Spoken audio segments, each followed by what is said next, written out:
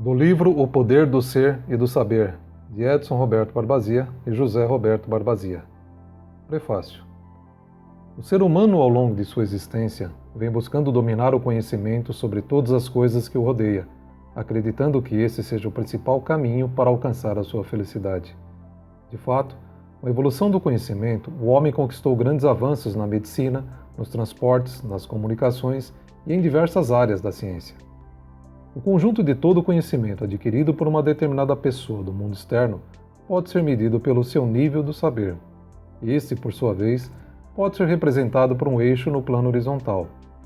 É inquestionável que no mundo moderno, o homem vive com mais conforto, tem acesso a uma quantidade limitada de informações, consegue se deslocar de forma rápida e se conectar de forma instantânea com outras pessoas.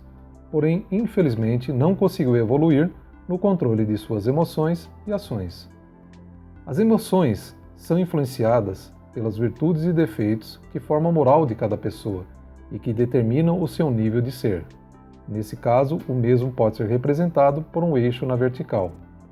O principal objetivo deste audiobook é orientar de que forma podemos crescer de forma equilibrada, tanto no nível do saber como no nível do ser, possibilitando a formação de uma nova geração de pessoas e profissionais que, por consequência, podem provocar uma transformação positiva no cenário do mundo atual. Ao analisar a relação entre clientes e empresas ao longo dos tempos, podemos observar que no passado havia um excelente relacionamento entre ambos, a exemplo dos pequenos comércios que existiam nos bairros. Nesse caso, o nível pessoal e profissional dos comerciantes eram fundamentais para o desenvolvimento do seu negócio. Nessa época, a forma de tratar os seus clientes e fornecedores pelo nome, com educação, cortesia, etc., era tão importante quanto a qualidade do produto que estava sendo comercializado. Em um segundo momento, as empresas que passaram a ter sucesso eram aquelas que podiam investir em suas infraestruturas, sistemas e processos, uma vez que podiam oferecer aos seus clientes determinadas comodidades e benefícios, como estacionamento fácil, grande disponibilidade de produtos, preços mais baixos em função dos volumes negociados. Nesse caso, o nível do saber dos proprietários foi mais relevante que o do ser, exemplo, hipermercados, shoppings, etc. Considerando o cenário atual, as empresas que podem se destacar são aquelas que podem oferecer todas as comodidades possíveis para os seus clientes, além de estabelecer as boas práticas do relacionamento do passado.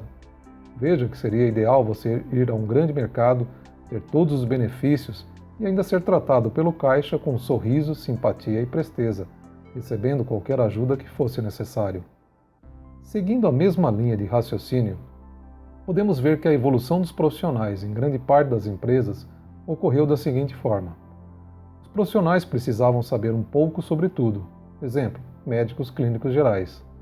Na medida em que houve uma expansão muito grande do conhecimento humano, surgiram os especialistas com muito conhecimento sobre determinados assuntos, exemplo, médicos especialistas em determinados segmentos como ortopedia, cardiologia, oftalmologia e etc. Com a otimização de recursos nas empresas, os profissionais passaram a ser multifuncionais, onde precisam saber muito sobre vários assuntos. Exemplo, o engenheiro de telecomunicações, além de ter o conhecimento técnico da sua área específica, precisa conhecer microinformática, entender de processos, ter a visão de gestão de projetos, logística de materiais e conhecer sobre faturamento. Diante dessa evolução, o profissional do futuro será aquele que tiver conhecimento sobre várias coisas, nível do saber elevado, relacionadas ao seu ramo de atuação e tiver a capacidade de desenvolver suas virtudes, visando melhoria contínua do relacionamento com seus clientes, parceiros, subordinados e superiores, nível do ser elevado. Mesmo em um mundo capitalista, as empresas e os profissionais que fazem parte das mesmas precisam ter em mente que precisam garantir aos seus clientes que os produtos ou serviços precisam ser entregues com qualidade e no prazo acordado. Além disso, é importante ter consciência de produzir ou executar um serviço não só pelo retorno financeiro, mas pelo prazer em servir outras pessoas. Esse tipo de mentalidade cria correntes de pensamento positivo que estabelecem uma relação de confiança entre as partes envolvidas. Podemos dar uma infinidade de exemplos, porém vide os casos abaixo. Se um paciente consulta um médico, é porque tem um problema e precisa de ajuda. O médico, por sua vez, pode ser o melhor especialista no assunto, porém, se não escutar com atenção o paciente e deixar o mesmo tranquilo, o tratamento pode não ser eficaz.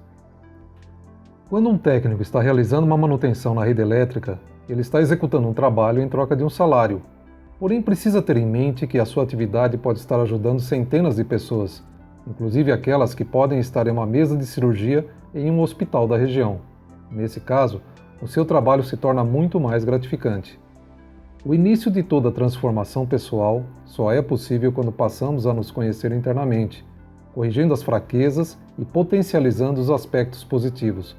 Para que isso seja possível, é necessário saber a respeito de algumas chaves, como a técnica de autoobservação e a concentração. Nossa meta é o crescimento intelectual e moral, e o nosso plano de ação será construído ao longo de cada capítulo. Sucesso junto com essa nova geração de pessoas que buscam o crescimento no campo pessoal e profissional.